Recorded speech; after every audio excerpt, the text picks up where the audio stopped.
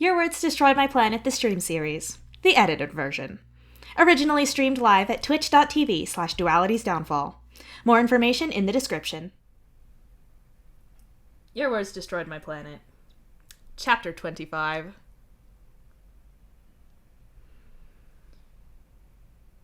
That thing is a liability, Bro sighs as he falls into one of the chairs that you've already installed.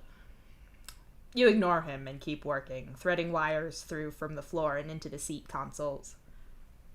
It's nonverbal, Bro says. He's trying to bait you into arguing about Psionic's difficulty with words, or getting you to point out that Psionic isn't an it, he's a person. Then you'd be talking to him, though, and that's what he wants. You clip the wires in place and snap the covers back over them. You connected those the wrong way, Bro adds. No, I didn't, you say, finally looking at him as your pride in your work overrides your commitment to ignoring him. Bro shrugs, half-heartedly. I don't give a shit if you kill whoever the hell is sitting there with your subpar engineering. More importantly, that thing connected to your little boyfriend is a liability. It doesn't even talk, Bro says flatly. You relent and pop the casing open again. You didn't wire anything wrong. You knew it. For one, him not talking isn't exactly a bad thing. You could learn a thing or two there. Secondly, I'm ignoring the boyfriend comment. Thirdly, everyone who can talk to you hates you, and the fact that you don't consider that you're the only common denominator there to be significant is just breathtakingly stupid. You tell him, and get up to grab a new chair. The first recorded double haunting, and it's barely sentient, Bro mutters. He's not attacked anyone else, which tells me he's plenty sentient and can form his own opinions, not to mention that nonverbal doesn't mean that he doesn't think or understand. Besides, if he's been caught up in any of Mom's shit, it makes sense he wouldn't want to talk, especially to you, you say sharply, and snap the casing shut once more. You go and grab that new chair and heave it into place. Bro is still watching you, silent and intense. You slot the chair into place and then stand up properly to stare back at Bro. What did you tell Mom? You ask him finally. Bro says nothing, but his silence is smug and infuriating. Okay, fine. But here's the thing. You can't go back there, because Matuna's dead and here now, so I hope whatever you said, you got it all out. And you'd better hope I'm right about her not giving a shit about either of us. You say, your voice far more like Bro's than you ever want it to be. Cold and menacing. You're not pretending like things are okay, or letting people think you're alright.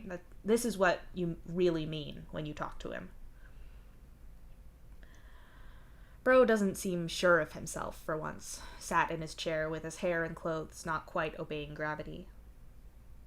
What's that supposed to mean? He asks finally. Because, you say, as you walk towards him and lean in. If she shows up in that ship, either here or at the Atuan looking for me, or Solix, or anyone, then you'll regret it. If she wants anyone or anything from my ship or me, I will personally throw her out into space. I'm sure you remember how that felt. And if you led her here, that's on you. If Bro was alive, you'd be bleeding by now. But he's not, and you're not afraid of him anymore. Your mom, though, she is worth fearing, but you're not giving her the chance to hurt anyone else ever again. You won't see your siblings flinch away from her, or any of your fellow balancers forced into agonizing tests on her orders. It's not happening. Bro vanishes. Something you're more than okay with. You feel sick. It's probably the adrenaline. That's the problem, really, with rage and vengeance. They're not good for you. After the shit you've been put through, you have every right to be angry, but holding on to that anger and letting it fester inside you leads to your soul getting all infected and gross. Soul pus. Just as terrible as it sounds. You grimace at the mental image and try to breathe to calm yourself a little. There's advantages to still being able to talk to Bro. You can voice all the thoughts you like at him, where your siblings can never say anything to his face again. You get to see him pretty powerless against you, that helps some, but then they get to move on with their lives, and you never fully get to. Rose always talked about acknowledging the pain and wrongness of your childhood and letting it go. Spiritually, that idea of letting go is all about forgiveness, which to you always sounded too much like saying it was okay, which isn't ever going to happen. In reality, it's more accepting that things happened and not holding on to it, not living in the past, so to speak. Pretty hard for you, just from how you work as a person, but also the guy who was responsible for a lot of it is stuck to your soul forever. Hard to let the ghosts of your past go when they're literally haunting you. You can't let it go, can't distance yourself. That wound is never closing, not fully. You can't know or control what your mom does, so there's no point in thinking about it. You can't control what's happening to Solix, so you'll just work it out as you go. Just breathe and deal with things as they present themselves. It's not exactly Rose's advice to you, but it's her therapeutic advice applied in places she can't know about. It feels a little better. The wound is still sore, but cleaner, better now. You roll your head back a little to try to unknot some of the tension in your neck. You didn't sleep great last night, seeing as you were trying to keep Solix from being in what looked like an eye-watering amount of pain. Since he seems fine now, you're going to assume that was some kind of psychic premonition thing. Getting back to fixing the next chair in place and connecting it to the Shuttle 1 systems gives you time to think. As much as you hate to think anything like bro ever, you're also pretty fixated on this idea of Solix having two ghosts. Like, yeah, it works with his whole duality shtick, great for being on brand and all. It just shouldn't be possible. Last you heard of your mom's research, she had very set ideas about how a person went about being a balancer. It's a little more complicated than just trauma plus dead person. There's a bias to genetic relations, but who knows if that's to do with genetics or just the fact that you're generally close to people you're related to. There's other ways that it happens, like how Aradia and Fazer had their ghosts, but that's not the kind of thing Mom could replicate. Bro's always there, right up against your soul, like an anchor on a chain. Even if he's not actively around you or interacting with you, that connection and that weight is always there. His existence is literally sustained by you being alive. Having two connections like that is something else. Mituna is future-oriented, which should mean that anyone who haunted him would be too, only psionic is very blatantly past-based. That's your mom's scientific meddling for you. If she's worked out how to graft ghosts to people, especially of opposite alignments, then that's a problem. However wrong it was, psionic was seemingly haunting Mituna. The question is, then, is he still haunting Mituna and just surviving off of secondhand power from Solix through Mituna, or has he opted over to Solix properly? A ghost shouldn't be able to haunt another ghost, but then a person shouldn't be able to have two ghosts, so the rulebook's all the way out now, apparently. Can Solix even balance? When you balance, Bro is your intermediary between here and the beyond, but the Void's energy still flows through you and goes where you direct it. Mituna and Psionic are two different poles of that force. Can Solix even do both at once, or would they cancel each other out? Is he going to have to push one down and only use the other, or will he be unable to do either and just stay uselessly at true neutral all the time? Perfectly balanced, but functionally unhelpful for balancing anything else. You unscrew various panels and glumly go about your work. Aradia handled things with Nepeta for you all, and Solix has to work because stuff is breaking around here at a stupid rate still. You know Solix has the common sense not to talk to Mituna or Psionic around people, but no doubt he has about 1,000,000 questions. Maybe Damara can at least answer some of the questions that Mituna might have.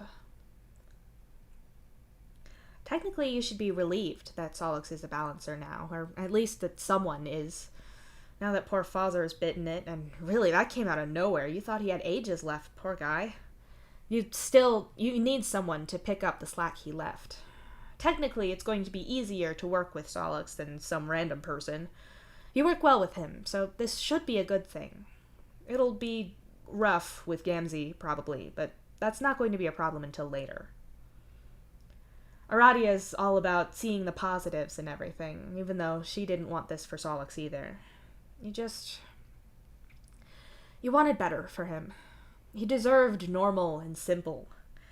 You wanted to be around him for sure, and it was one thing for him to know about you, but you didn't need him chained to this burden like you are. You don't have any freedom, but you'd hope to at least watch him enjoy his. It's the same kind of thing you feel for your family. They get to be on the Atuan and live their lives, fall in love, have fun, all because you keep them safe. You get to live vicariously. You bonk your head on the chair and then stand up. The inside of your head is clearly a shitty place to be, so it's time to not be there. You draw in a deep breath and then loudly sing, "Fuck everything!" The note bounces around the shuttle nicely. Acoustics. Quiet applause makes you jump and turn around, but it's only Matuna, floating there and applauding you. Thank you. You snort and bow in theatrical acceptance. Matuna says something incomprehensible to you. Man, I'm not sure if no one's explained this to you yet, but I legitimately cannot understand anything you say. You can understand me, but not the other way around. Aradia could probably teach you some basic sign language if you want, but it's mostly just charades and guesswork here. You tell him. Matuna nods. Good, he gets it. He floats over and looks at what you're doing with curiosity. I'm putting the seats from the other shuttle in here so we can all get home safe. There was a minor explosion problem with the other shuttle, so I'm told. I wouldn't know. Cool guys don't look at explosions. You say. Matuna nods solemnly, like this is God's own truth. So, sorry about being dead and all. That sucks, but from what Solix said, it might have been a relief, right? You say warily. Some ghosts aren't big on talking about how they died. Well, GHB and Bro both hate the topic, at least, and it was generally not a thing you tried to bring up with any of the previous generation of Balancer's ghosts either. Unlike Aradia, you don't go about talking to regular, unattached ghosts that you happen to sense. You've got no desire to do that. Matuna shrugs, like he doesn't care about dying all that much. He certainly doesn't seem that broken up by it. You guess it must have been a relief of some kind for him. I also want to say sorry, or, well, not sorry exactly, but a kind of, I know what you've been through, kind of sympathy. The human woman on the ship you were on, the one who was experimenting on you, is my mom. I know what it's like being her science project, and I'm genuinely really sorry you had to deal with that. You say softly, shifting your focus completely from what you're doing to look at Matuna. Anger flits across his expression, but it's not at you. That much you're sure of. He sighs and pushes his hair out of his face. It's a lot longer and wilder than Solix's is, and it makes you wonder what Solix's hair would look like if he grew it out. For a split second, your mind flickers to you being slumped over Solix's desk miserably, and him remarking that you were in need of a haircut. You swear you can feel his claws gently moving through your hair along your scalp, and it makes your skin prickle with something. You feel that pressure to talk, where it's been too long since you said something, so you have to, but you definitely can't voice that particular memory that came out of nowhere. You look, younger than I thought you would. You blurt out, and Matuna gives you a what-the-fuck look. I mean, I know it wasn't like we talked when you were still on the ship. I was doing ghost stuff at the time, and me and Solix weren't as tight then as we are now, but you were like his older brother, and I guess at that age you think of anyone more than a few years older than you as way older, but you're younger than Dirk and Hal and Rox, and now that I'm this age, it's like they're basically the same age as me, so I guess it makes loads of sense why you'd look my age and not. You trail off, because Matuna's just laughing at you now.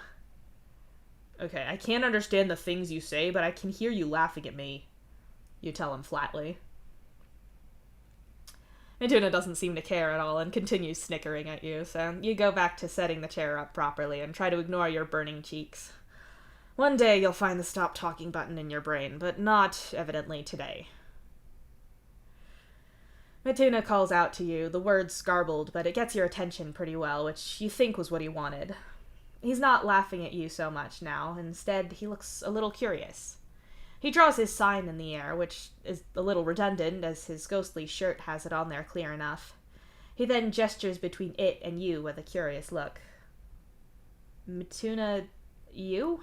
Or Solix and you. It makes sense if he meant Solix, because if he meant himself, he could just point at himself, right? Me and Solix? You guess. Mituna nods and with a curious look gives you a go on kind of gesture. Oh, like, what's the deal with me and him? You ask, and Mituna snaps his fingers and nods at you. So, you know he and Aradia broke up. You check, glancing up from your work to look at him. Mituna nods and moves to seat himself in the very chair that you're installing. Ah, good, so he got you up to speed with that. Or Damara did, whatever. So, Solix and Aradia broke up, which sucked for both of them. They were living together, which obviously wasn't going to work after that, so he crashed on Karkat and Gamzee's lounge plank for one night, and then Karkat and Rose got to scheming, and she moved out of the place she shared with me and Hal. That meant she moved in with Kanaya, and Solix got her old room. You tell him as you thread a few wires through the arm of the chair. So he moved in, and we were friends already, and he was friends with my brother Hal because they worked together, and according to both of them, the two of them are the only two competent people there, and they hate working with other people. You explain, and snap the casing on the arm closed, then stand up to get a new seat. Solix ended up getting roped into doing tech support on our mission here, which meant I had to train him because he wouldn't have passed the tests at the point they recruited him into it. You say, with a grunt as you drop the next seat into place. Mituna looks pretty amused at the idea of Solix having to train for that. If you remember right, Mituna was reasonably sporty before he got kidnapped, skateboarding all over the place. The idea of his little brother having some training montage and going from tech support behind a desk to this is probably amusing to him. Hey, in Solix's defense, he did really well. He worked so hard, and he passed, and he's kept up this whole time we've been here. I'm really goddamn proud of him. You insist, defensive on his behalf. Mituna looks at you curiously. He rests his chin in one hand, and with the other draws his and Solix's sign again, and then points at you. Right, you were saying, what's the deal with you two? Well, anyway, we're friends. We got closer because of the whole training and breakup thing. Breakups, plural, actually, since my girlfriend broke things off recently. And we're on the same balancer team now, if that's a thing he can do with you and Psionic around. I'm not sure how that'll work. But he's, it's great. I hope I was even halfway as helpful for him with his breakup as he's been with mine. I mean, you know what he's like. Both a real and a metaphorical heart of gold there. You laugh a little at your own play on words there, even if Mituna rolls his eyes. Mituna says something, and you still can't understand him, but you can parse that it was one word, and you can gauge the tone and context, so you think he just said, wow, at you. Not quite mockingly, but teasing, perhaps. Before you can say anything else, Mituna leans over with a wide grin on his face and gestures between you and then quickly makes his sign in the air again. So, you and Solix... what? Mituna makes a gesture that suggests pretty graphically what you and Solix should do, or maybe are doing, according to him. No, we're not fucking. You say sharply, and irritably bolt the chair you're working on into place. Mituna's trying to get your attention, so you look up only to see him draw a heart in the air. You scowl and grit your teeth. I don't know if you've been talking to Bro or what, or... Well, okay, you can't talk to him, but you're talking to me like this just fine. If he's been saying shit to you about me and Solix, he's full of it, so forget it. I'm not even like that. Even if I was, that doesn't mean... You trip over your words, anger and defensiveness burning in your throat as you talk. But a horrible thought occurs. It's not really new, not as such. You didn't sleep with Jade because you could never make yourself want to, no matter how much you loved her, and she didn't want it if you weren't really into it. You don't think a lot of people would put up with that. Maybe some would. It's not like asexuality is brand new or anything, and even though that's not what you think you are, it's at least comparable. You've got so much damage and history with you that it's a wonder Jade ever wanted you, but then she didn't know about everything. But Solix knows. He knows loads of your history, more than Jade did. He knows about Bro. He knows that your parents made you into the thing you are now, even if he doesn't know all of the details. That's a hell of a lot. But you did picture what being with him would be like, and it wasn't... Look, you'd have slept with Jade if she'd asked, and you were able to picture that with Solix, and it didn't make you draw away in horror, so you could. But he knows about all your damage. Even if you did like him like that, and even if you were okay with going that far, you don't think he would ask. That's what makes Mituna's insinuation cut deeper than any homophobic shit that Bro said in years and years. Bro can tell you all day long that clearly you're fucking gay, and Solix being friends with you is just because he wants your dick. That's whatever. You can ignore that. But Solix's own brother, implying that you have feelings for him, and that you two either are or should be fucking if you have feelings like that, hurts.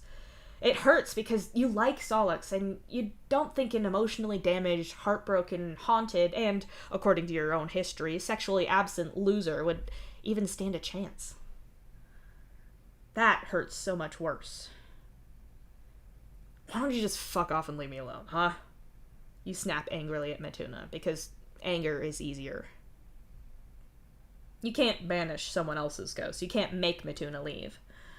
Thankfully, you don't have to, as Mituna holds his hands up in surrender and floats off through a wall. Cursing at yourself and at Mituna, you try to keep going with your work, but your hands are shaking, and eventually you have to put the wrench down before you smash something out of frustration.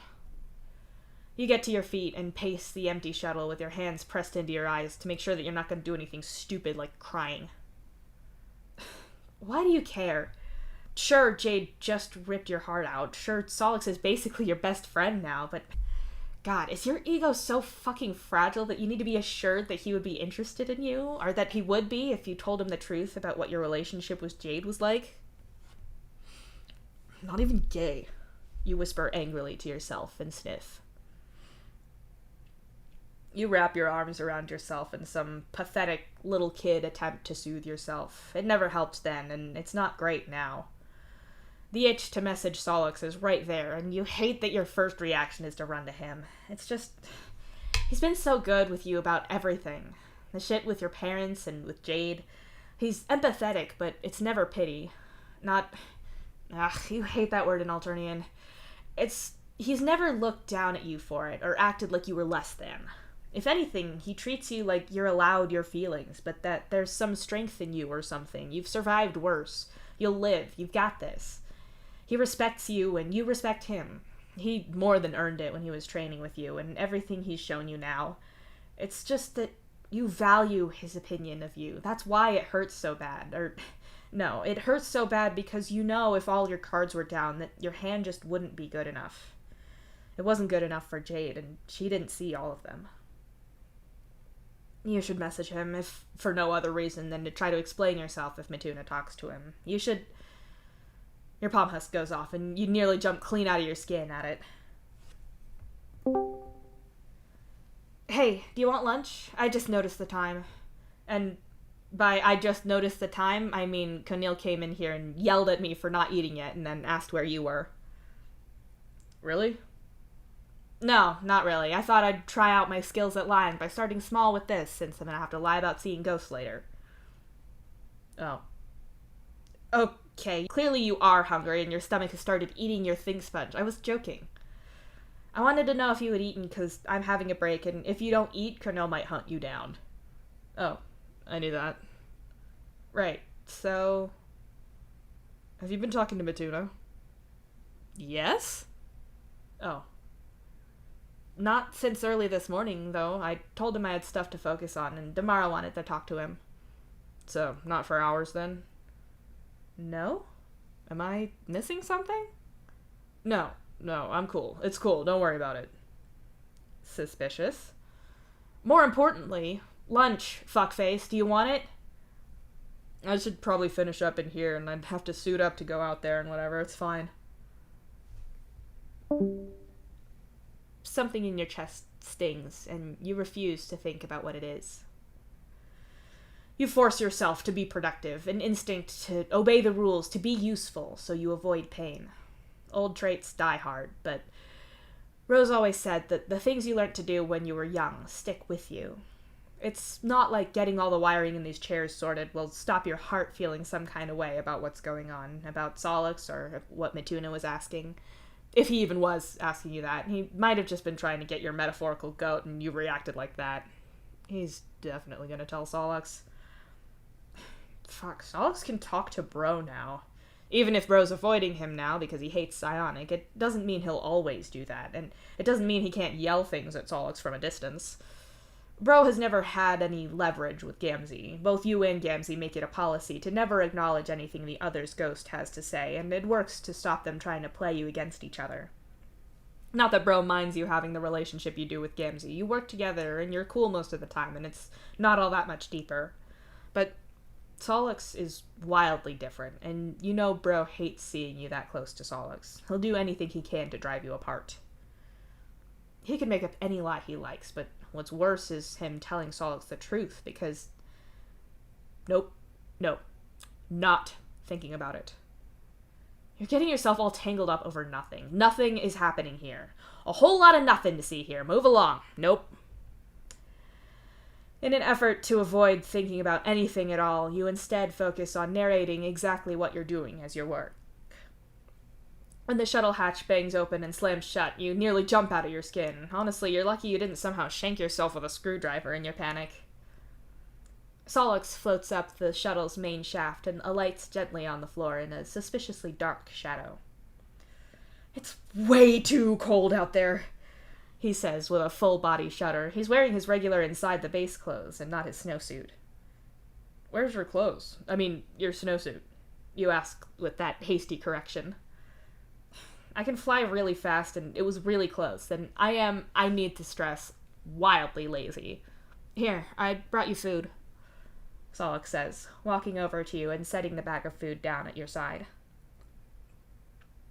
Solix sits down, and the thing that isn't his shadow zips away from him and coalesces under one of the chairs that you'd already installed. You lean down to get a better look at him, and two glowing eyes open up in the darkness and stare back at you. "He's been like that the whole time. He just sticks to me, and then if I've stopped somewhere, he'll settle underneath something. I've not managed to get a word out of him, or even a form.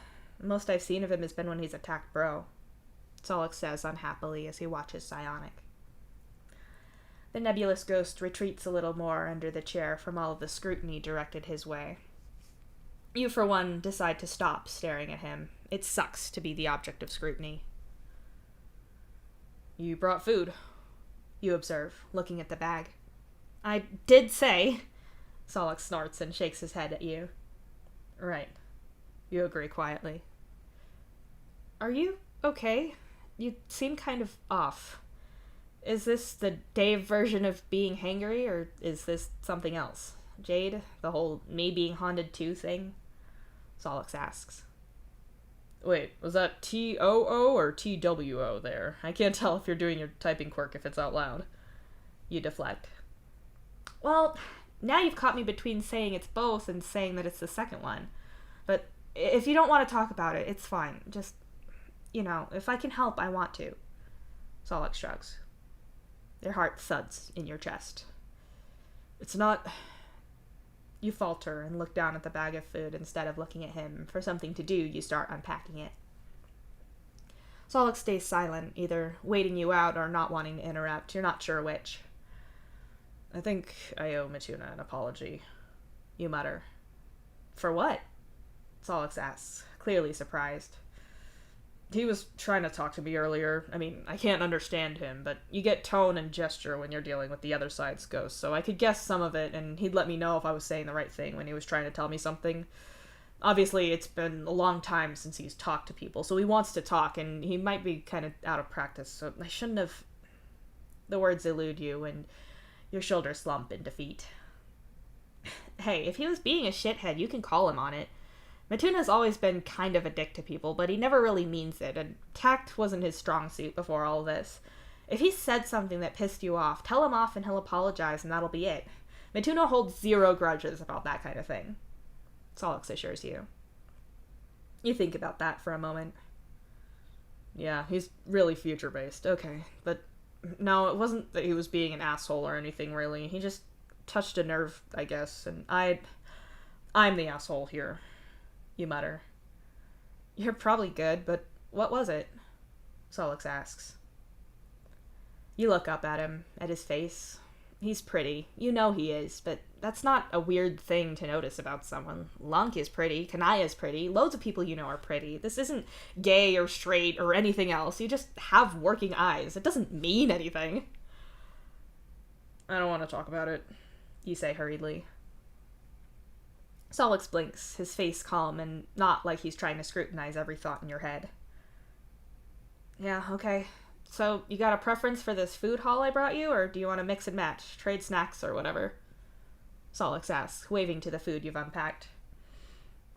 The defensive part of you, the part that's learned to be suspicious, the part Rose has told you is a trauma response, suspects that this is some ruse or diversion so he can try to get you to talk some other way. Solix looks up at you, probably because you haven't answered, and after a second he grins at you. Dave, I said that I hate it when you lie to me, not that I need to know every thought that goes through your head. Although, to be honest, usually when you talk, I get every thought that goes through your head. Solix says teasingly, and you feel yourself start to relax a little. Well, you're welcome. I ought to charge for my primo thoughts, cutting insights, and sparkling wit, you say, a little hastily. It's a service to the community that you give it away for free, Solix says flatly, and that breaks your cool enough that you actually laugh, and Solix's face splits into a smile at the sound. Movement in your peripheral makes you look around quickly, and you're surprised to see Sai. He's not in any identifiable shape. He's at about the right height if he was crawling closer on his hands and knees, but it's more that you have the suggestion of a face and shapes that could be arms and hands, and then an amorphous haze behind him. He flinches as you look at him, but Solix reacts before you do. Hey, it's okay. He's good. This is Dave. We're friends. He's my... Solix flounders and looks at you. I'm not sure he remembers words. Hold on, let me just... Solix moves around the unpacked food and slides an arm around your shoulders. He pulls in close to you and looks at Sai again, gesturing to you both. We're friends. He's Dave. He's good, Solix says, clearly and slowly. Yep, friends. That's the thing you said. You try to focus on Psionic right now. That's a little easier. He's still watching you both, and you can see that he's looking at you in particular. Hey, have you tried touching him yet? You ask quietly, looking up at Solix. No, he seems so skittish, it seemed like a bad idea. He's touched me, but I've not tried to touch him, Solix tells you. So, I told you before how I can ignore the things Bro says and it cuts him down to communicating in concepts, or I can even just mute him altogether. Well, you can do the same thing back to them. There's not normally a reason to, unless you're somewhere where you can't talk and they can. You explain. Oh, that'd be perfect. How do I do that? Solix asks. I don't know. I'd worked it out somehow, I think. That's wildly unhelpful, I know. Let me try, you say, and pat Solix's side with one hand so he'll let you go a little and give you the space to reach Psionic. Solix lets you go a little, although not completely, and you slowly and gently reach your hand out towards Psionic. He leans back a little, and there's a noise that's a little like a hiss, but closer to a mechanical sound than a troll one. You keep your hand relaxed, palm up and fingers loose, so you're as unthreatening as possible. It's okay, Solix says softly. Psionic stays still for several long seconds before looking suspiciously at your hand. You take care not to move at all and wait. A limb emerges from the smoky haze of Psionic's form. It's definitely articulated wrong at the start, but the closer he reaches, the more real it becomes. You watch as his hand goes from having 4 fingers to correcting into having 5 as he reaches for you. Seemingly, the focus on your hand is reminding him of his own, and by the time his fingers touch yours, it looks like a shadowy version of Solix's. The concept you go with is Solix himself. You try to convey the warmth of your connection to him, of being there for him and him being there for you. A bond. Psionic pulls his hand back, and his semi-real face tilts in a way that bone wouldn't allow. Solix, Psionic hisses out, slow and sibilant. Yes, that's me, and you're psionic, Solix says eagerly. Sigh, Psionic says. Wait, no, that was probably P-S-I-I, not him dramatically sighing. How do I do it? What do you do? Solix asks you. I try and hold an idea in my head, a whole concept, but not trying for words. No words, vibes only, you advise him. Solix thinks for a moment and reaches out for Psionic on his own. Psionic carefully reaches out to him, and the two touch. Psionic's form ripples and forms back into something a little closer to humanoid, as in there might be legs in there, and his face has more definition now. Not exactly a nose and mouth, but a variation in light and shade that at least suggests the location of them. But no sooner has he coalesced in that shape than he dissolves. The hand in Solix is flowing out of the gaps between his fingers until Psionic is nothing more than a rippling shadow on the ground. The noise he makes is pained but distorted and off, an anguished wail echoed and warped down a twisting metal tube or something. Wait, no, what? Are you okay? Solix asks worriedly, reaching for Psionic, only for the ghost to slip through the floor completely and vanish. What did I do? Solix asks, turning to you as if you have the answer. What were you trying to communicate? You ask him. Solix gives the floor a worried look and wraps his arms around himself. I wanted to show him how Matuna and I had both heard stories about him. All of our group as kids did. The whole ancestral destiny thing is a crock of shit, and I don't care that he's related to me. I care about who he is and what he did. He was a hero, you know? He got stuck in that helm and died there, but his legacy lived on. People say the helm can strip you of all that, so I wanted him to see how I see him. Solix says unhappily. Being reminded of who he was before he was tortured and died might be painful for him. He's past-based. His past is important to him, and he lost it. I'm not saying you did anything wrong. It's probably just a lot to process for him. You say thoughtfully. I didn't want to hurt him, Solix insists. I know, and I'm sure he does too. He's been dead for a long time. Usually balancer ghosts are pretty fresh. Bro is a weird kind of exception to that, because I got a lot of him before he died. Generally, though, the tether's pretty quick. Ghosts left to their own devices start to decay. They get stuck on things, and their emotions can get weird. Matuna probably stabilized him somewhat, but it'll still probably be hard for him for a while. I'll talk to him when I can, if that helps. Aradia will too, I'm sure, if you ask her. She won't understand him, but it's not like he's talking much anyway. I'm not sure I'd suggest getting Gamzee to talk to him, though. There might be a hemospectrum clash there, and you not liking Gamzee won't help that. Matuna can be around him, and Damara could probably be persuaded into being at least kind of pleasant to him, at least in tone, because, again, they wouldn't understand each other. You say, trying to reassure Solix. And Bro and GHB? Solix asks flatly. Well, me and Gamzee can't make them be nice, and I'd say I'd banish Bro if he goes near Psionic, but he seems like he's perfectly fine defending himself against Bro. You point out. Not that I don't deeply enjoy watching your shitty biological father get ganked by my ancestor, but I'd be happier if he didn't have to fight anyone anymore, Solix says. Yeah, well, life sucks and then you die, and it seems like it's not great from then on either, you mutter and idly open one of the packets of snacks. You're in a great mood today, then, he observes, probably accurately, and settles back down next to you in front of all the food. You mumble some kind of vague agreement and crunch through your snack. I've got a practical question for you, Solix says as he opens a snack as well. You say, with a mouthful of spicy dried chickpeas and other assorted spicy crunchy things. If I've got a balance now, he starts. We gotta see if you can even do that first, you interrupt. What? I have ghosts. I'm haunted as shit. The most haunted, as it happens, Solix points out.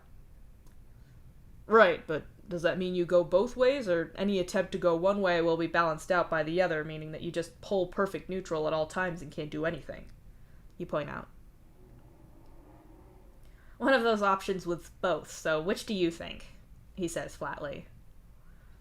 The universe doesn't actually follow your personal duality aesthetic, you tell him. And yet it does, Solix says smugly. You hope that he's right, at least.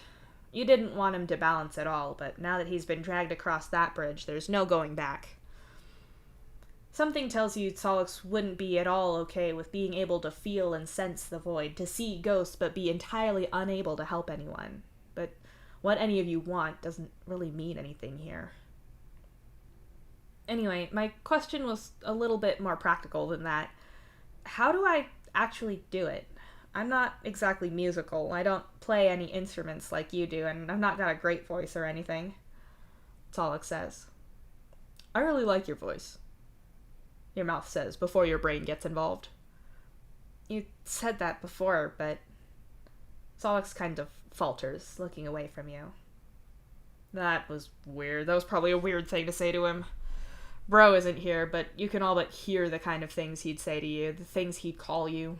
Shame, guilt, and paranoia creep up your back and sink their claws into your flesh. I guess I'm just concerned that I might not be able to carry this off like you guys can. I can do my best to memorize the songs more, but does this rely on musical skill or feeling or what? He asks. It's not musical skill at all, being able to keep your timings right is important, so you don't mess up anyone singing and balancing with you, but you could be the most off-pitch, waily kind of bad and still be good at balancing. The music's just a conduit for the feeling and the time you're working with. It unites people because of it being music and singing to protect a group and a place. You sounding nice isn't a huge concern, and anyway, you'd get better with time because you'd be doing it more. Not that I think it's much of a problem. I'm sure you'll be fine, musically speaking. You tell him. That's a weight off my mind, at least. So, when does this happen? He asks you, like he's nervous, but excited, too. That sort of naivete crushes your heart. Neither you or Gamzee were ever excited to do your jobs. Gamzee hated being chained to GHB, and probably rightly felt like he'd dealt with enough shit already without having to work for everyone without even getting credit for it. Maybe you were eager to help your mom once. A lot of your memories of the really early part of her tests are patchy for you. You remember, before it all started, when you were the youngest and barely able to see anything, you had 3 older siblings that you wanted to like you, and you often felt like you were in Rose's shadow. You were pretty sure you were eager to help your mom at the start, to do something only you could do that'd help her, something to earn her love and to live up to all of the expectations Bro had for you. You're grateful you don't remember it, or the slow realization of their betrayal of your trust. All you remember is what they did and how much it sucked. You weren't eager to balance on the Atuan either, and though Sam was your mentor and you wanted his approval, you weren't eager to do the work, but it was made very clear that you had no choice. Again. Aradia was excited. That was a little easier to deal with because Aradia as a person is usually pretty excited in general. She had no illusions that she'd be a hero or that she'd save the universe. She wasn't looking for someone to recognize her. She was just eager to do something new. Fazzer was pretty chill about the whole thing. If anything, Reader seemed more excited to work with Fazzer and do the job than Fazzer himself did. But Solux, you're worried he's treating this like a video game and he just got a cool new power that unlocks hidden abilities and levels. But it's not a game. He can't put it down when he's bored, and there's no beating it. You don't win. You balance until you die, and if you're lucky, you keep the people you care about safe for as long as you possibly can, and stay alive as long as you possibly can. You don't want to see the crushing realization on his face when he realizes how things really are. Don't get excited, really.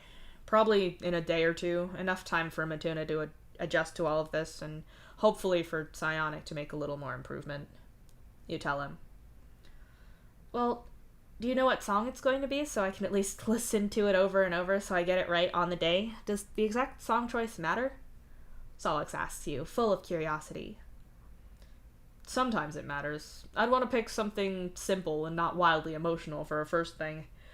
You'd also want something that me and Aradia could participate in equally, so we're even before adding you to the mix, but Hey, have a listen to all the ones Aradia sent you, and if you hear something you like, we can see about doing that, you offer. If he's excited about the music part and the singing thing, that's a lot more bearable. The conversation devolves into food talk as you and Solix set about actually heating up the main portion of your lunches, and in all honesty, you're grateful for the change in topic. Oh, I meant to ask you something else as well, about getting a new tattoo from you, Solix says as he stirs his food. You look down at your own hands and the softly glowing scales on the skin there. Yeah, he does need new ones, doesn't he? Or maybe he doesn't. Yeah, after we see what happens when we try to balance with you, then I'll put scales on you. But if it's not something you can do, I don't really want to have it so other people can identify you with it. You agree. Solix pauses for a moment and then nods.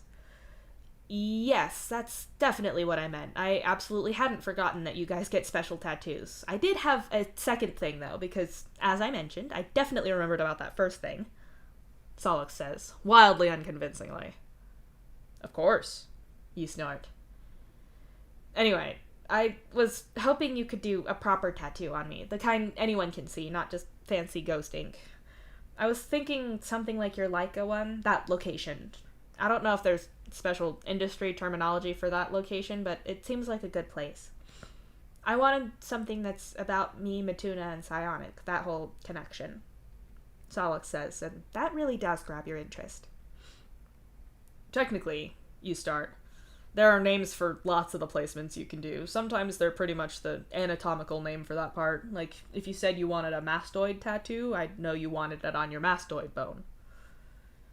Which is where? Solix asks, so you reach over and touch the space behind his ear, but before his hairline. Most people just say they want something behind their ear. And you could say you wanted a shoulder shield tattoo, which is just right there on your delt, but an awful lot of them spread out more than that, and then whether that makes them one thing or another is just semantics, and I'm not really about that. Saying what size you want it and pointing to the place is way more helpful. You explain. As in any field, people get particular about things, and people squabble over details and who is or isn't doing things properly. That's pretty much where I wanted it, yeah. Solix nods. Well, what design did you have in mind? You ask him, and open up your main meal. That's probably heated enough, or at least you're bored of waiting. Hey, you're the artist here. I don't ask you to code websites, and you don't ask me to design art pieces, Solix says. I've coded a website. You protest. Yeah, I've seen your terrible comics god-awful website, and it's a crime against code. You ought to be on a list for that. What's more infuriating is you can't make something that bad by accident. You have to know what you're doing to do it that badly, so you could have coded something nice and you did that instead, Solix says, despairingly. That's okay. I know artistic genius is unappreciated in its time. You sigh dramatically, the back of your hand pressed to your forehead like you might swoon with despair at any moment. Sure, let's go with that.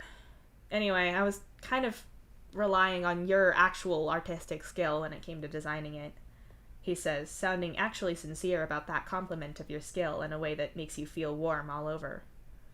I could still do you a sponge tattoo. I could do the JPEG artifacts and everything. I did it on Dirk before. You should ask to see it sometime. You tell him brightly. Pass, Solix says. Well, I suppose I could design you something a little less highbrow than my masterpiece of a comic, if that's what you really want. You sigh. I am actually relying on your artistic vision here. Design and art aren't exactly my strong suits. All I know is what I want it to be about and roughly where I want it. The rest, I'm kind of lost, he tells you. Whoa, wait. You want me to do the whole design? Like, completely free reign as long as it works with your theme? You ask him. Solix nods like it's just as casual as can be to give you all of that. Tattoos are permanent. You're not designing a t-shirt for him. Sure, you can do things to remove them, but that still costs money because it's not a needed medical procedure and it's not exactly prioritized on ship, and not even all ships have a way of removing tattoos because, again, resources. So then you're back to him putting a lot of trust in you to wholly think up something to put onto his body, probably forever, that everyone can see. This isn't like his batteries done in ink that almost no one can see, where he decided the design and you just showed him your interpretation of it before inking it in.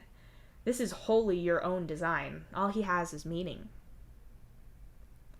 You're going to make it the best thing you've ever done. I need my tablet, you say hurriedly, and scramble over to your bag to grab it. I didn't bring you lunch for you to not eat it and draw instead, you know. Solix laughs as you shuffle back over to him on your knees, already opening up your art program with one thumb as you pull your tablet pen free with your other hand. I can multitask, you mumble as you sit down and start sketching out a few elements. To prove your point, you one-handedly eat a little more of your lunch as you draw with your other hand.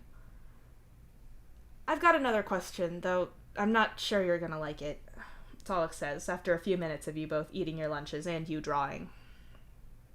You pause, pen held over your screen, and look up from the tablet to look at him. Obviously, Psionic doesn't like Bro, and he seems pretty keen on zapping him whenever he comes anywhere near me, but Psi's not here now. Since I can understand Bro and he knows I can, it seems pretty likely that he'd talk to me eventually. What do you want me to do with that? Solix asks. The thought of Bro telling Solix his theories about you being into Solix, that you're gay for him and all but tripping over yourself to get his bulge in your mouth or something, fills you with a deep and chilling terror. To be clear, he sucks and I hate him already. I know his opinions on everything are total garbage. That's not what I'm saying, he adds. You try to swallow, but your mouth feels dry, your tacky tongue sticking to your palate as you try to get your words in order. What are you asking then? You ask. Well, you said before you can tune him out, and I don't know if I can do that to him or not. I don't even know how to do it to my ghost, because I haven't wanted to try. I've gone this long not talking to Mituna. I don't want to shut him up, but I guess given enough time, I could probably work out how to do it for Bro. In the meantime, what's your policy here? Do I pretend like he's not saying anything, or can I acknowledge the shit he says and tell him to fuck off? I don't want to say anything that'll mess up your thing with him. What kind of standard procedure am I going on here? Solix asks. Me and Gamzee just ignore each other's shitty ghosts. I'm obviously not ignoring Psionic or Mituna, but I'd probably say just pretend like you can't hear him. Or if he's bothering you, message me and I'll yank him away from you. Definitely don't believe anything he has to say. He got into psychology, so he'd know how to fuck with people better and be in a position to do so. Pulling people's strings is basically his favorite thing to do. You tell him. Got it. Ignore him. Or, well, that's assuming Psionic doesn't treat him like a lightning rod first, Solix says with a mean little grin. Bro's definitely going to try talking to him. He'll definitely try to expose feelings that he's accusing you of having. You just hope that either Solix disregards everything or Psionic takes care of him before it gets that far. With that settled, the two of you eat in silence until Solix's palm husk goes off. Well, shit. My rig's glitched to shit again. I gotta go. Solix sighs and hastily finishes the last part of the hot portion of his meal. Do I need to drive you there? You can't go alone, you ask. He is meant to be your responsibility if he's off base. Nah, it's just the mine down the hill, but it does mean I've got to get back and actually change before I can go down there. It's close enough to the base that it's fine, I think, Solix says as he puts various snacks and things still left from lunch into his pockets. He's right, of course. The main mine down the hill is really close to the main base. There's a fully cleared path from the main entrance right down to the mine opening, and people are going back and forth all the time. There's no animal activity, and it's highly populated, so you don't have to worry about a thing. Not that you'd really have to with animal activity either with Solix's psionics. I should get back to work too. You agree, looking around the shuttle at the endless one-man task that you're stuck in. See you at dinner, then? Solix asks as he stands up. I don't know about that. I've got so much to do. You sigh, the mental list of everything already unspooling in your mind. Connect this, move that, take that out, put this over there. If you're still in here when I'm done for the day, I'm just gonna bring your food in here and then I'll finish whatever you've got left with you, Solix says flatly. I don't need hand-holding here. I've been a sailor far longer than you have, you say defensively. Yes, I also have an understanding of how time works. Glad we covered that. My motives are entirely selfish here, don't you worry. If I help you fix this, then I can slack off and do something entertaining with you when we're both off. Not to mention, I can talk to Mituna around you, whereas it feels weird doing it around other people. And Psionic was cool with you touching him, and the more I can do to help him out, the better. If it means exploiting your general likability, then so be it. Solix laughs. Oh, you say dumbly. Later, Solix says, with a wave goodbye, and without so much as a backwards look, plunges down the shuttle's main shaft in a crackle of red and blue. You have got to get your head on straight about this whole Solix thing. You're making everything weird. Honestly, it'd be great if you could get all of you 100% straight in every sense. Things were so much easier before Jade broke up with you. You think you miss the simplicity as much as you do the relationship. When you were with her, you loved her, and you thought she was attractive, and that was fine. You were just a straight dude with some baggage around the idea of sex, and that was it. But now, it's not so easy.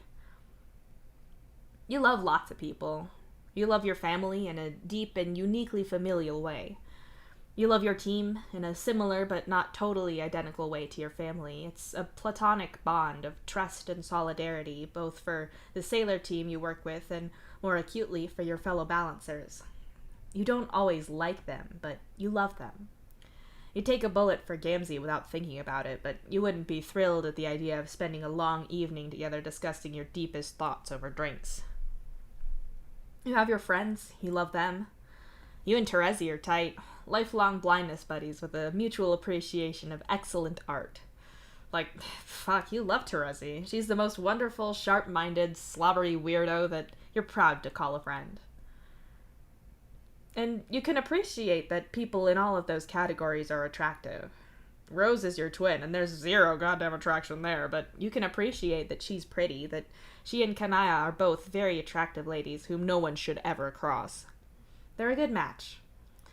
You can appreciate that Lank is a refined and gracefully beautiful man, and you love him because he's your teammate and he's a good dude at his core. So, what are you missing? What makes Jade different from that? Obviously, you were closer with her emotionally, and there's time there. There's gotta be more to romantic love over platonic than just a willingness and desire to bone someone. Asexual people fall in love, so why the fuck can't you figure out what was different with Jade so you can hold it up to Solix and find that missing in him and then let it go? Jade feels different, but you can't pick out how or why, and worse still, if you compare Solix to Terezi, he feels different to her, and you can't say why either. So, what the fuck is it? Are you not in love with anyone, or is it both? The fact that both is an option, and you know Solix would say both, just on principle, makes something go weird in your chest, and you're not sure if you're on the edge of crying or laughing. You have to get your shit together and figure this out. Come at this logically, because emotionally this is fucking you up, and you're not getting anywhere. Make a theory, look at the evidence. Would make it true or not true, and can this be proven, and if so, how? Fine. Theory 1. You're totally heterosexual. Evidence in favor. You were in a relationship with a woman for nearly a decade. You definitely loved Jade in a way that feels more than friendship. You appreciated loads of things about Jade's actual body, like the smell of her hair, how it felt when she'd hug you tight. Kissing her was always nice. Evidence against. You were never interested in having sex with her. Okay, that may well be because of your fucked up past and bro messing with your idea of this grand Strider lineage, but you can't prove that. Theory 2. You're secretly completely fucking gay. Evidence in favor. Your whole thing with Solix is oddly intense at times. You definitely love him, but it's different to how you feel about Terezi, which suggests romantic and not just platonic. You've tried to envision actually having sex with the guy, and you were able to imagine that just as much as you could Jade. Bro also thinks that you're gay for Solix, and though he accuses you of shit like that whenever he feels like it, even a stopped clock is right twice a day or whatever. Worse still, Mituna either thinks the same or your attraction is so obvious that he could pick up on it right away and mock you for it. Evidence against. You'd like to think that you'd have picked up on you being gay before now. You know you have a lot going on, but even so, that'd be stupid. You've also shared a bed with him several times and not been overcome with any desperate urge to rip Solix's clothes off or anything. Also, just because you can imagine yourself doing something doesn't mean you ever would. You can imagine yourself riding a T-Rex into battle, but that doesn't make that sick as hell situation real. You were also definitely in love with Jade. That wouldn't be true if you were gay. Those are very black and white options there. Maybe you need to modify that a little. Theory 3.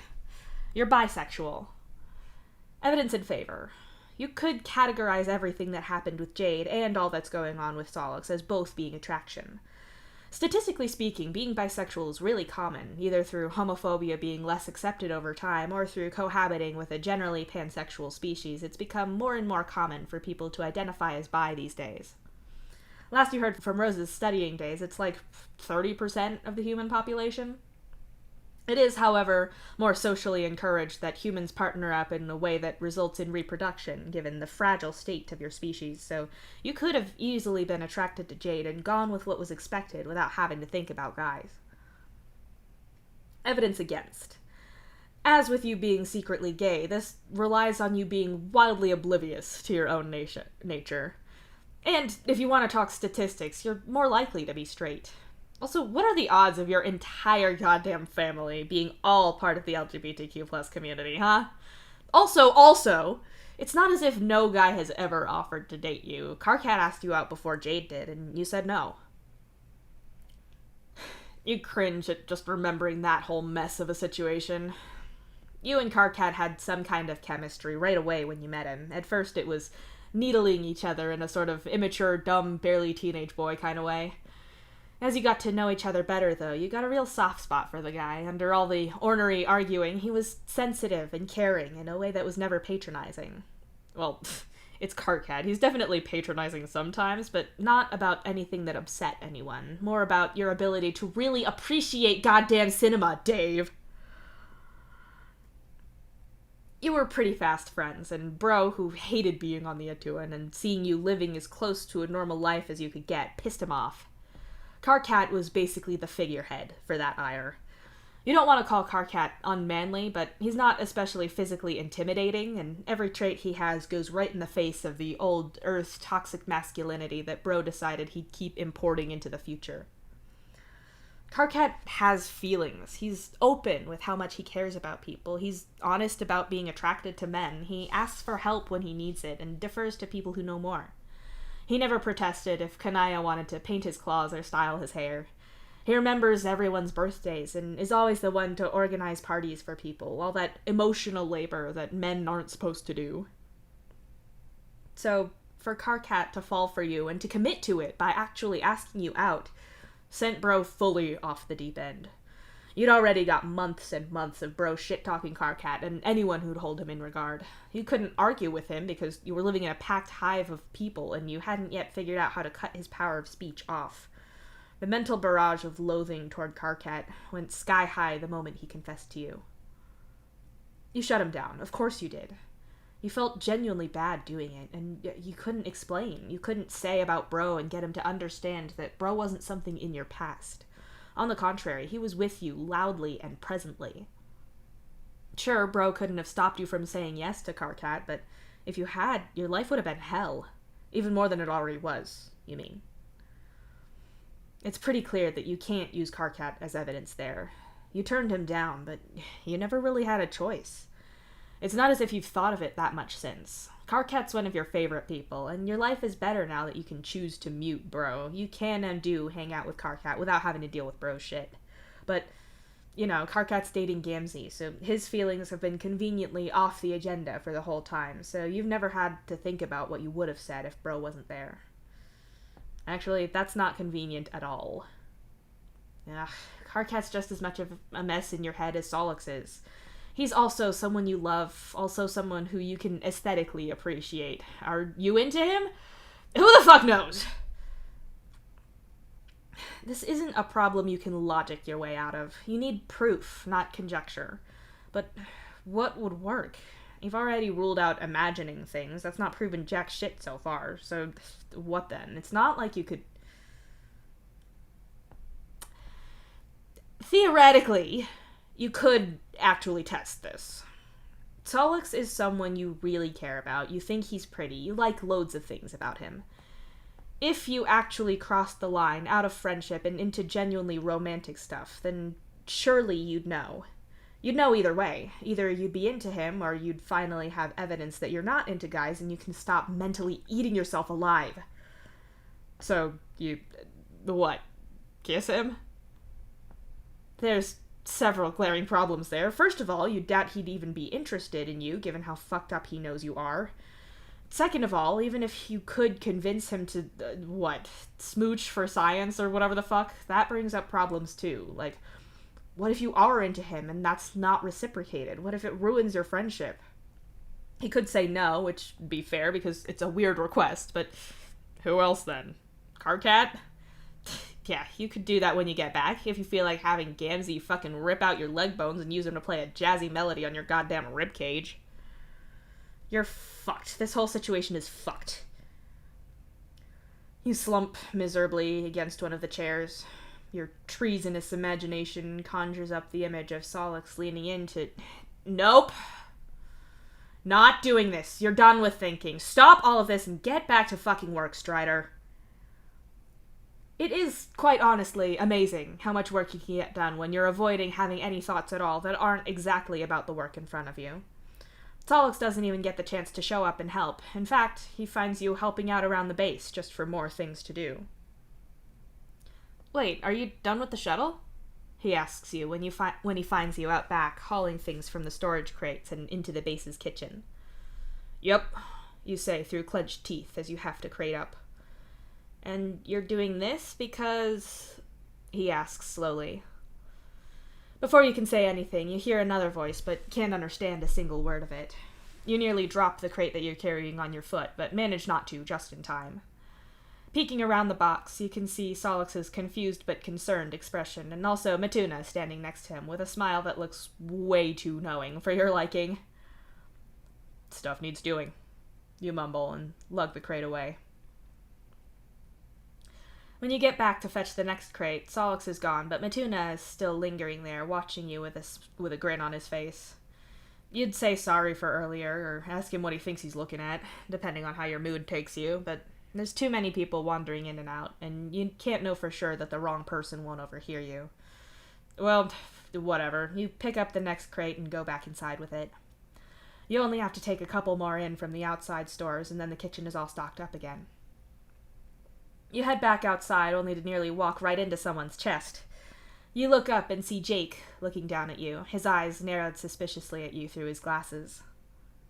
You say. Are you working yourself to the bone again to stop yourself from feeling things? Jake asks you sharply. Oh, boy. I wouldn't say that. You hedge and look past his arm to see Solix standing back a little ways from him, side by side with Matuna. Did you snitch on me, man? You demand. Definitely not. I would never do that, Solix says innocently as Matuna nods as emphatically as he possibly can. Solix catches him doing it and glares at him. Oh, so you definitely are, because there'd be nothing to snitch on if that wasn't what you were doing, Jake points out. Some people think Jake is dumb. Those people are wrong. Jake plays dumb when it happens to suit him, but unfortunately for you, he's actually pretty goddamn smart. I was speaking hypothetically? You try. Jake goes to grab you, but you've zero intentions of being dragged through the base on Jake's shoulder. You don't care if he is your brother-in-law and therefore family. It's still not great for your professional reputation to get manhandled about like that. You duck as Jake goes to grab you, his arms closing above your head, and you break off into a sprint to your right. Why, you... Jake exclaims and bursts into pursuit. Games of tag are kind of a running training thing, so it's not like you and Jake are unfamiliar with this particular game. You haul ass around the base with Jake not too far behind you. You parkour your ass over vehicles, parts of the base, and skid around people. When you loop back around to where you started, you see that Solix didn't go anywhere, seemingly content to not join in the chase to catch you. It's not like you could stop, though, because Jake is... Your foot catches on nothing, and you manage to catch yourself in an emergency front roll where you spring right back onto your feet to ghostly applause. Okay, I was trying to cheat, but that's actually impressive, Solix admits. You glance back as he says it, and pause because there's no Jake. Where's he gone? He wasn't that far behind you, so where... At once, Jake appears over the top of a large stack of crates and leaps off of them towards you. You have enough time to yelp out the words, "Extra gravity!" before Jake hits you. Only, it doesn't cause agony at all. You open your eyes to see Jake about 10 centimeters from your face, and both of you are suspended in glowing light. Might have got a little carried away there, Jake mutters, clearly embarrassed. Solix lets you both go, and Jake clamps his hands on your shoulders, clearly concerned that you might make a break for it again. Dave, you know I'm not the meddling sort, but you're worrying me, Jake says sincerely. Behind him you see Solix slip inside to presumably give you two space to talk. I'm not trying to, really, you tell him. Well, I was hardly accusing you of doing it deliberately. You know, if it's Jade that's weighing on your mind, I really do want to emphasize that you can talk to me about it. She's family, but so are you. I know there's no bad blood between you, and neither of you did anything wrong. It's not as if one of you cheated or something, and I've got to take a side, honestly, Jake says, his voice all firm and no nonsense. It's not really something I could talk about, you mutter. I would like to think you can talk to me. I've known you long enough, or if I'm too close to the whole matter, you could talk to Solix. He obviously cares, Jake points out, and you wince. On top of that, I don't think Dirk would forgive me if I saw you hurting and did nothing about it. I'm not saying I can fix every problem or even have the answer, but I'll do what I can, Jake goes on. He does this sometimes. It's like he has a script planned out for what he wants to say, like he's acting in a movie. Which isn't to say that you think he's being disingenuous here. Jake definitely does care, but you think he sometimes finds it easier to do things this way. You get his point, that he has your back and he's willing to help, but he's making it a big thing because he's nervous that he's not making the point well. It's not even like Jake could help you. He managed to do the whole relationship thing successfully, despite... How did you know? You know about you and Dirk? Because you dated other people before him, like girls at school, but then Dirk? You ask, awkwardly and hesitantly. He did date girls before. Jake does go both ways. You can't remember any of their names, only that Jake dating someone else or having any interest in someone else made Dirk miserable to be around. How did Jake know to even think of Dirk that way when before then he was normal? Ouch, you felt that in your head. Normal is the kind of thing bro would say about someone who was straight, because everyone else is wrong, of course. Not that you think that.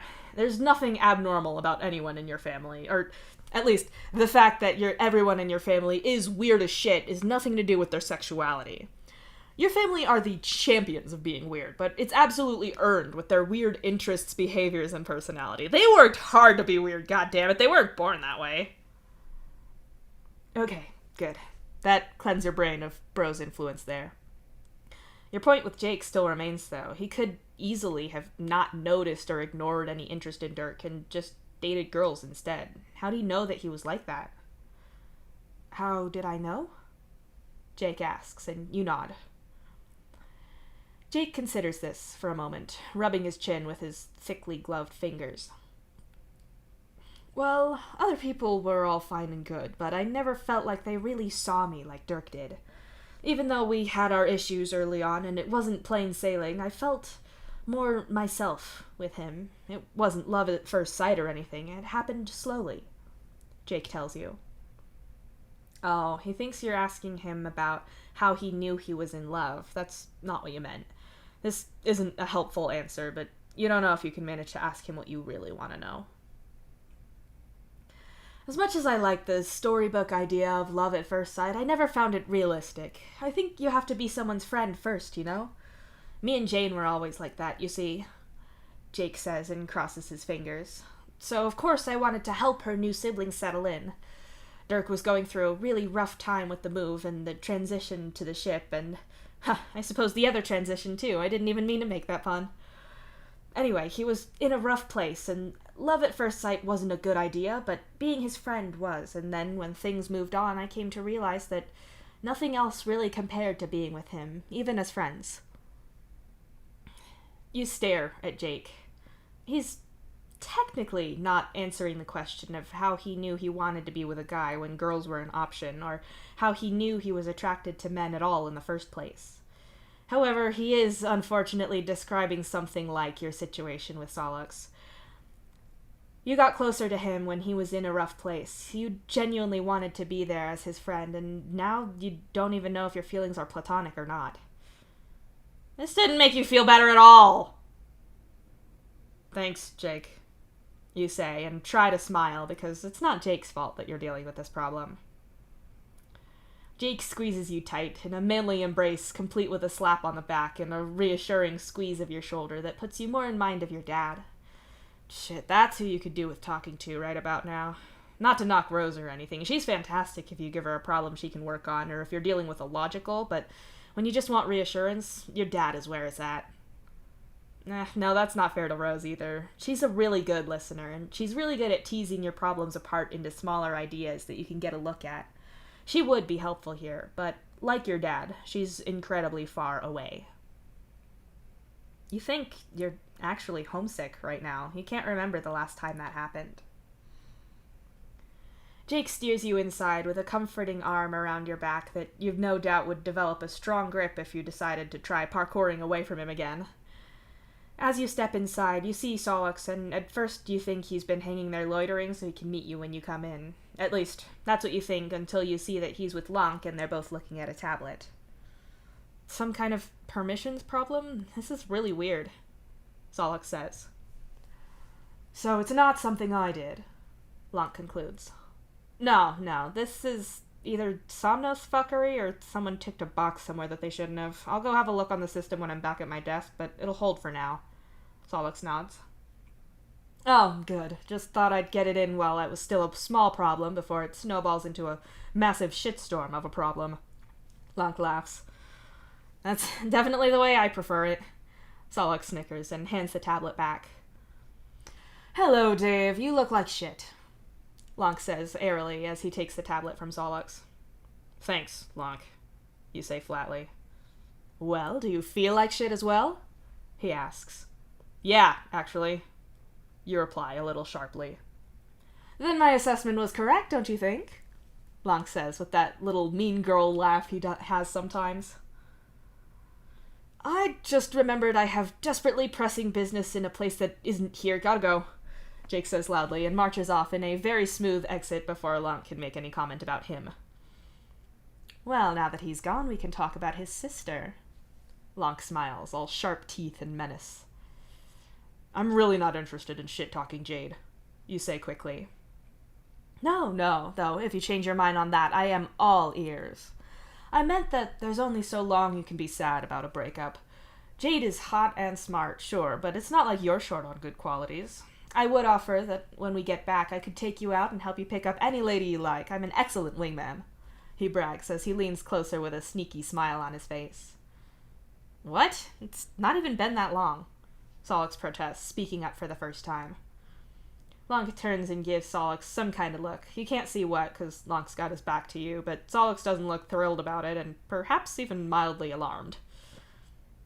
Look, Lonk, as much as I appreciate your weirdly passive-aggressive brand of help and support, I'm really not interested in going to some bar and finding some strange girl, you say with a sigh. There's so many reasons that's a bad idea. For one thing, hookup culture doesn't really work when you're not really into actually doing that. Like, yes, hello, strange woman, come back to my hive that I share with my big brother and the friend I may or may not have gay feelings for. That's definitely a good idea. Not. Like I said, I would offer it, but I know you'd turn me down. All the same, the offer's open to help you find someone, and I don't care what people say, there's nothing wrong with a rebound. Lonk nods. He is trying to be supportive in his very Lonk way. It's just not what you need. I'd feel pretty shitty just getting together with someone to distract me from someone else, you say, as Jake's words about being friends first echoes through your mind.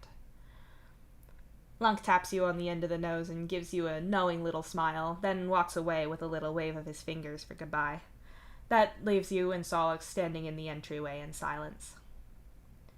I still find it a little hard to tell if he's being sincerely supportive or trying to be a high school bully about things, Solix says uneasily. Yeah, you say with a shrug. He's got changed back into his regular stuff, but you're still here getting too hot and uncomfortable in your snowsuit. I'm gonna take my clothes off, you announce, and head to the room where your snowsuits are kept along with your regular indoor clothes. You're just gonna leave that sentence there like that, then? Okay, that's fine, Solix says from the doorway. You get changed and step back outside again to see Solix.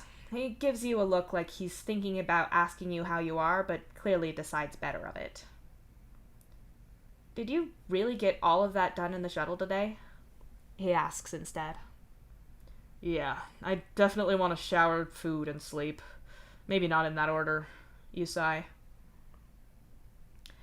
Ignoring all of your problems with hard engineering work all day is great for your mental health. Nope, shut up, mental copy of Rose. It is. But it doesn't do your body any favors. Or, well, it will, in a way. The fun thing about coming back from a mission on a heavier gravity planet is you always return super strong and in amazing shape. Anime really was right. Training in extra gravity is where it's at. Sounds like a plan. Nepeta told me I'm going to have to go out there when you're done, so I guess that's my schedule for tomorrow accounted for. I'll probably need your help, too. She wants to be sure that all of the shuttle's tech is cool with the modifications and it's not going to freak out or anything. So if anything needs rewiring to make that happy, I'd prefer it if the guy who put everything in was there. Solix says. Makes sense. It's not very reassuring if you're trying to take off and all the alarms are going off. You agree as you both walk to the dining area. Yeah, and if it's just us in the shuttle, then we could... Solix seems to catch himself, realizing that you're in a room of people and he's probably not memorized who is and isn't okay to talk around yet. Do stuff. Asdaja had been looking at you already, probably to say hi, but he definitely heard what Solix said. You get to see his face go through surprise, disbelief, and then the firm decision that he's not going to mention that. Hey, Dave, have you destroyed the shuttle yet? Are we trapped here forever? If so, I'm going to declare myself king of this planet for however long we have left. Asdaja says brightly. You catch that word king ripped straight from English because Alternia didn't do male rulers.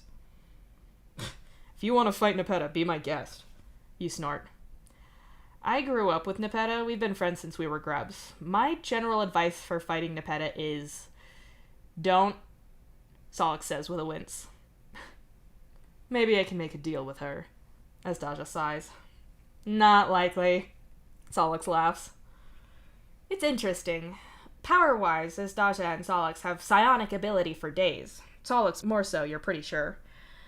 Asdaja is also a trained sailor for combat as well.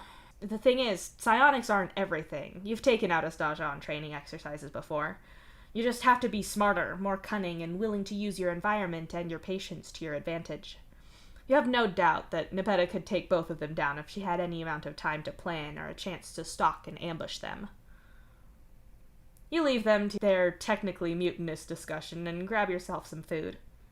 When you return, you sit down next to Asdaja and quietly eat. As soon as he sees you eating, Solix seems to remember that he got so caught up talking to Asdaja that he didn't get food, so he goes off to fix that. Asdaja watches him go and then turns to you once more.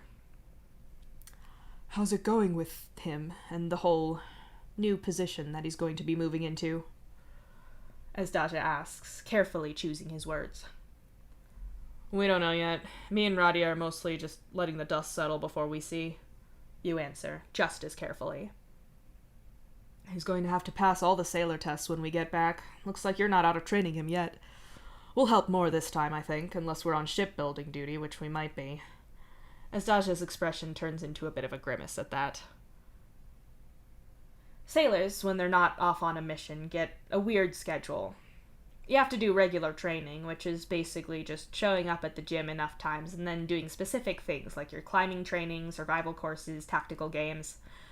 The rest of the time is mostly your own, which all told means that a lot of the rest of the time, your time is your own. Sometimes stuff on the ship requires manual labor to do, and they'll ask for help from the sailors for that, but the rest of it is kind of whatever. Most sailors end up doing athletic things just to keep themselves sharp. Rock climbing, weapons training, whatever other sports they're into, but you do your art a lot. You have part of Sam's old studio as your own, where you'll do stuff for sailors on request, so there's that. Then, of course, there's all the balancing. Honestly, for all you do for the Atuan and everyone on board, you're very happy to spend a lot of your time on ship doing whatever the fuck you want. It's not like you have a lot of freedom, so you're going to hold on to the small amount you do have. The idea that you're going to have to get Solix used to that is rough. Technically, he won't have to work in IT anymore, since being a sailor and a balancer more than covers his work requirement, but maybe he'll do it just to be with Hal, since they're such good friends. There's nothing you can do about it, no matter how sad you are for the freedom that he used to have being solely a thing you can talk about in the past tense. Solix returns with his own food and sits down. He bites clean through his string cheese because he is evidently a monster and a creature of chaos. So, I've just been keeping track of tech and the shuttle and all that shit. Are we actually doing okay with the whole mining and sending ore off to the Atuan thing? It's the whole reason we're here, and I somehow know nothing about how it's going. Solix says, gesturing with his half-bitten off cheese stick as he talks. We're really ahead of schedule, actually. That second mine in the cliffside is proving to be really rich. We're going to be able to build something really huge, Asdaja says, with a pleased smile. I take it that it's not always this kind of operation? Solix says. There's normally some amount of mining or logging or whatever, since we always need new resources, but it's not usually this desperate or this much of a focus. Normally we'd be exploring and cataloging the world before it vanishes, you tell him. Or the various industries on the ship putting forward requests to see if we can find anything specific. And scientists always want samples of all sorts of things, Asdaja adds, and your heart sinks a little to think of Jade and her love of science. That's good. I guess it's easy to get caught up on the bit that's right in front of you and not think about the whole reason we're here. As long as I can keep things from breaking or fix them as soon as possible, we should be good. I know I'm doing better already than the team who were here first. My virus is working against whatever fuckery Somnos pulls, and it's definitely going to keep me awake forever wondering how and why this is happening. Solix grumbles. It already seems so bad. The reports from the first team are nuts. I'm thankful they even got away just fine, Asdaja says, straying dangerously close to the territory of jinxing you all. Solix shifts into talking about tech problems, which Asdaja is more than happy to discuss, which is fine by you. This way you can eat your dinner quietly without having to talk or think about much at all. When you're done, the other two are still talking and still eating, so you just tell them that you're going to shower, and they both nod and return to their discussion. You don't want to think about what things would have been like if Bro wasn't haunting you, if he hadn't messed up your only evidence of how you reacted when a guy asked you out. You don't have that useful information, and thinking about it won't do anything. You turn off the shower, dry, change, and wander down the hall to your room. You drop your palm husk on your shared bedside table and fall face down on the bed in the dark. You hear the door open sometime later when you're on the very edge of sleep. Dave? Solix calls out quietly, but since you're a hair's breadth away from dreaming, you don't answer him. You're starting to drift as Solix gets changed in the dark, only to sharpen slightly when he moves closer to you. There's a quiet click as he plugs his palm husk in to charge, and then a pause. In the quiet dark of your room, you catch the click of his claws on your palm husk screen, and then another quiet click of a charger slotting into place in your palm husk. His bed creaks slightly as he gets into it, and you're asleep before he even gets under the blankets. Your school never had uniforms. Making a whole set of clothes for kids to wear to only one place was a waste of resources. Even so, kids often default to a group-agreed-upon uniform, a standard, so that deviations from it can be properly judged. For you, it was just black jeans and your record shirt, basically the same thing you wore every day, everywhere. Trolls often have their sign on their clothes, but it's not as universally done as it used to be. Often now it's just embroidery on something. Some people even have it on a necklace or something, so they can wear whatever else they want. Karkat had this super soft black sweater, and you know from looking back on pictures of it that it had his sign right in the regular stitching of the sweater. It wasn't an embroidered thing. He also had a rotation of absolutely terrible shirts, since his friends had a running game of finding or commissioning the dumbest shit and gifting it to him. Crabs were a running feature. Right now, he's wearing a t-shirt with 2 knife-wielding crabs on it, engaged in some crustacean duel. Down the middle of the image, one word at a time, in a clear affront to graphic design, read the word, "stabs 4 crabs." A sentence that means absolutely fucking nothing and makes the already stupid shirt even more absurd. You love that goddamn shirt. It's the best shirt ever made. You will hear no objections on the matter. "What are you looking at?" Karkat hisses at you. "I don't know. The label's fallen off." You reply back out of knee-jerk instinct. It's one of those dumb comebacks that Roxy always uses on you, so of course you gotta spread that around. Karkat rolls his eyes so hard you think he might hurt himself. You look down at your work and frown at the screen. D equals Dave.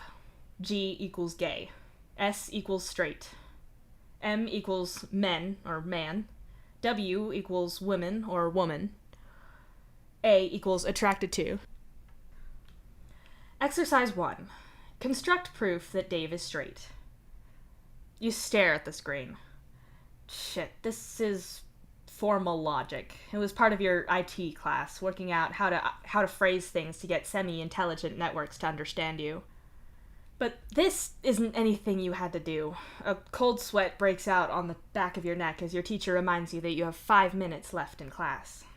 Shit, okay, D equals M. D equals AW. Dave is a man. Dave is attracted to women. Wait, no. You have to prove what gay is first so you can exclude yourself, right? Are you even writing this out in the proper format? Suddenly you don't know. G equals MAM. Gay is men attracted to men. That was close. You nearly wrote that being gay is being attracted to men without saying that you also had to be a man first. God, you're running out of time and you have so many questions left. D equals... Dave is... Wait, what was the symbol for not again? Okay, you're panicking now. Maybe skip to the next question. Exercise 2. Based on your previous work, complete the following proof. Cancer symbol equals M. D equals G, arrow, D, A, cancer symbol. What the fuck? Okay, read it out. Karkat is a man, okay. Dave is gay if Dave is attracted to Karkat. What? Is everyone working on this? You look up from your tablet just as the bell rings and your connection to the class session cuts out and your work vanishes. You didn't prove anything. Are you just gonna sit there with your think sponge out all day, or can we go to lunch? I'm starving. Karkat huffs. Helplessly, you look back at your blank tablet and then at him. For a moment, you catch a feeling of wrongness, that you're both adults somehow and you're high school together. It's so hard to hold on to that thought with all the anxiety swirling through you, so instead you default to nodding weakly and picking your tablet up. You follow Karkat out of the classroom, too stressed to notice that there's no students here now or that you're too old or anything like that. Hey, just a second, Karkat says, catching you by the elbow. Ahead of you is the quad, the thinly turfed area in the middle of your school that is both a pretty weak-ass recreational space and the regular lunch spot for your group. Karkat, however, is motioning for you to follow him back under the staircase that you came down. There's an empty little area there that's mostly just home to power outlets, chairs in need of repair, and a semi-private space that has borne witness to many a teenage love confession. Something about it feels familiar. Listen, look, here's how it is. I know you come from kind of a bad situation and from a mostly human ship, so I know things are different and weird here, so if you need time to think, that's fine, but... Karkat pauses, searching for the words. You're mute in shock, again bringing a sense of familiarity and inevitability. The point is, despite how deeply annoying you are on an atomic level, I do actually really care about our whole fucking friendship deal, and I don't want to blow that out of the water or anything, but I also wanted to get it off my chest that I like you as more than that. Romantically, I mean, in a pretty human-like way, I guess, since it's a mess of red and whatever, like humans do it, but I needed to tell you. So, would you... Oh god, this is dumb. Would you want to be my matesprit, or boyfriend, or whatever you want to call it? Karkat asks in a stumbling rush of nerves. You feel it. A path diverged. You're not sure what to say. The silence isn't really a good sign, Karkat says quietly, his shoulders slumping. No, sorry, I just didn't see this coming, you say hastily. Hurting Karkat's feelings is the worst thing. He's so emotional, and it hurts to see him actually in pain. You don't want to hurt him. Was that a joke? Karkat asks you suspiciously. You're not sure why you'd be joking about that until Karkat points at your eyes. Oh, right. Blind joke. If I say yes, can we pretend I did that on purpose? You ask with a weak laugh. I could be persuaded, Karkat says, smiling nervously. Cool. I don't really know what to say, to be honest with you. I felt like I had a script and suddenly I'm off book here and it's improv time. I know I like you. You're the best angry crab guy. I just hadn't thought about it, is all. You admit. That's fair. I mean, you've been through a whole lot lately. A whole ship move and a new family. Then there's a whole new school and friends, so it's a lot. I shouldn't have asked. Karkat sighs and looks past you out toward the quad outside like he's going to walk off. Hey, I didn't say I wasn't going to think about it. Since when do you give up so easily? Every time movie night happens, there's a massive debate with you dying on the hill of whatever dumb thing you picked. You say hastily, stepping between him and the quad. First of all, being persistent when someone isn't interested is creepy and shitty. Secondly, fuck you, my movie choices are great. Karkat snaps. Rebuttal to your second point, they're trash. And as for the first... You falter as you look at him. Karkat's... He's an interesting-looking guy. You're not meaning that as some insult or anything. He's just got the universe's most expressive face, and it's always like someone's taken a regular troll's expressions and feelings and concentrated them down into a smaller, more intense version. He's like those drinks that you can get where you have to dilute them because they're way too strong without water or soda water put through them. He's intense. Not a bad thing, just a thing. But it makes it hard to say that he's attractive or pretty or anything you're supposed to think about people. It's hard to say the opposite, too, though. He's just Karkat. I don't really know how I feel. It's all pretty alien to me. Not a joke, I promise. I've never had anyone ask me out before. I don't know what I'm supposed to feel. You admit, finally. Karkat looks up at you thoughtfully for a few seconds and then carefully reaches out for your hand. Because you're facing each other, you can't really hold hands properly, so you come a little closer and move so you're standing next to him and can hold hands properly. Karkat is watching you carefully, trying to judge your face for whatever kind of reaction he's looking for. Looking down at your hands, his gray against the tones of your skin is nice. Cautiously, his thumb delicately strokes yours and your skin tingles. It's nice, but I also feel dumb hiding under some stairs just holding hands with you. You laugh a little weakly. You haven't erupted into a volcano of vomit at my physical touch. That's good, Karkat says with a grin. Wow, the bar's that low, huh? You snicker. Oh, in any interaction with you, I try to lower it. Keeps me from being Ow! Karkat jumps a little as you kick him in the ankle. He tries to kick you back, which ends in a little bit of a scuffle, hopping from one foot to the other as you try to kick each other in the leg, all while holding on to each other's hands. You eventually have to break apart when you brush into a cobweb and you have to check that you've not got bugs on you or something. Karkat, of course, doesn't help you at all. Hey, just so we're on the same page, I'm going to try to kiss you now. If you don't want to, just say or something. Karkat mumbles. Karkat doesn't get to you before you can process what he said. He doesn't kiss you before you can object or move away or anything. It's careful and patient. You're still there when he leans in close, because you didn't choose to move or tell him you didn't want to kiss him. You don't know if you want him to kiss you, but you don't not want him to. How you write that in formal logic, you don't know. Karkat kisses you, and technically, it's nothing special. It's a first kiss. It's your first kiss. You're hiding under a stairwell in your high school, possibly with bugs on you, just so this can happen. But it's nice because he means it, because he likes you. You kiss him back because you like him too. You don't know exactly how or why you feel whatever way you do, and right now you can't think about how you haven't thought about this before. You suppose it doesn't matter, though, because it's happening now. Karkat breaks the very careful kiss, his cheeks dark and his expression a little flustered. He's looking at you warily, like you might reject him and throw all of this away.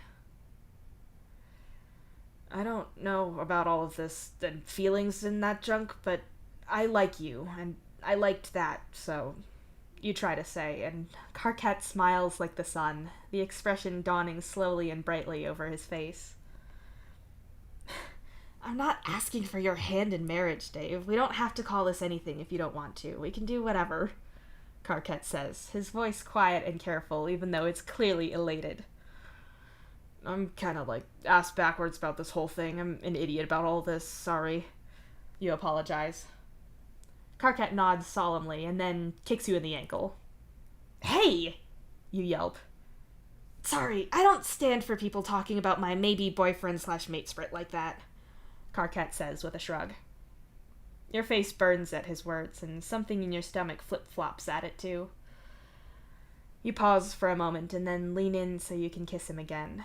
It's sweet and new and so nice. Your eyes click open, immediately focusing on the dark ceiling of your room. You can hear Solix breathing slowly and quietly in the other half of the room. You stare unblinkingly at the ceiling as your mind devours the dream you just had. What the fuck was that? Hello, unconscious mind. I'd like an answer to my Solix-induced gay crisis here. Care to help? Sure! Here's a dream about Karkat fucking Vantis! You pull your pillow out from under your head, hold it over your face as tightly as you can, and scream.